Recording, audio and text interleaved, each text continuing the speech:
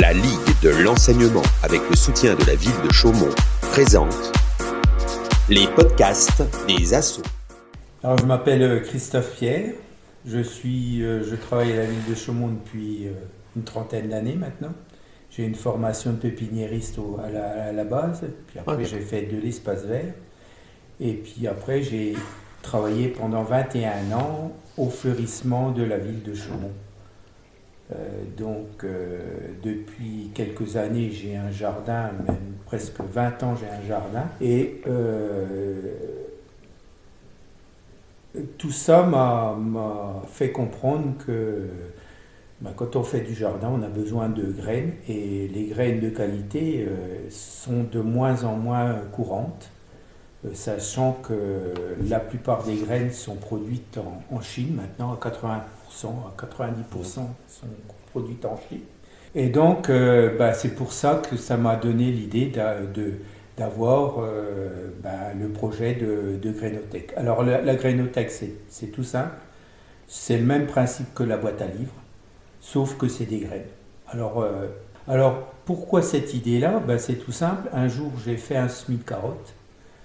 Le semis de carottes, donc j'ai été acheter des carottes de Colmar. C'est une bonne variété de carottes, un peu ancienne.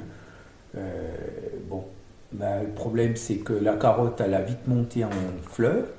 Ouais. Et donc, je me suis dit, je vais récolter la graine. J'ai dit, c'est pas la peine que je récolte la carotte, et puis je vais l'entreposer, puis je la réutiliserai l'année suivante. Et puis l'année suivante, j'en ai donné à Pierre, Paul, Jacques, aux copains. Je m'en suis gardé une toute petite quantité.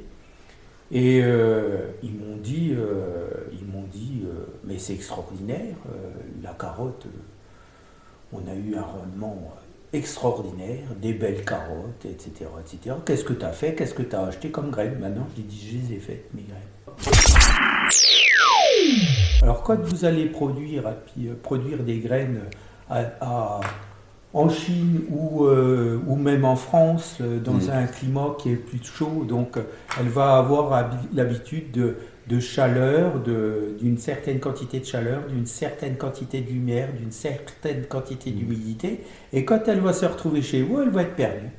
Si vous produisez vos graines, elles vont avoir déjà le capital, on va dire entre guillemets, le capital génétique, et le climat, elle sera habituée au climat. Et puis ça permet de garder une certaine biodiversité, surtout dans des plantes anciennes.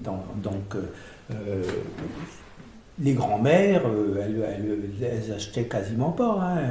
Le problème, c'est qu'il y a beaucoup aussi de ce qu'on appelle d'hybrides. Ouais. Et l'hybridation, le problème de l'hybridation, c'est pour bloquer les gens. Est-ce qu'on ne peut pas garder les graines ? Est-ce qu'on ne peut pas garder les graines ? Le deuxième but de la Grainothèque, c'est de réintroduire et puis refaire des variétés anciennes. Et donc, les graines, c'est important de garder ce capital. Il y a un insecte qui adore ces graines-là, ces fleurs-là, c'est les abeilles. Donc il faut penser aussi au coût écologique. Il y a un double rôle, il y a un rôle écologique, c'est de maintenir la biodiversité végétale et animale. C'est mes origines qui m'ont poussé à faire ça. Parce que j'ai fait l'arbre généalogique de ma famille biologique et ils étaient tous cultivateurs agriculteurs, paysans.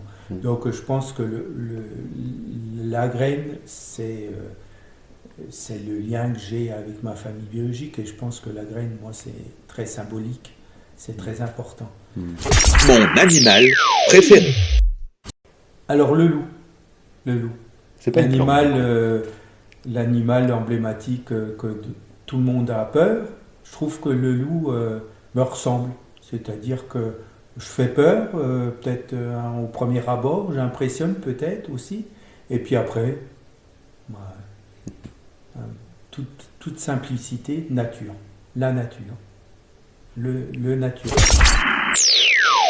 Ramener des graines à partir de... la saison va se terminer là.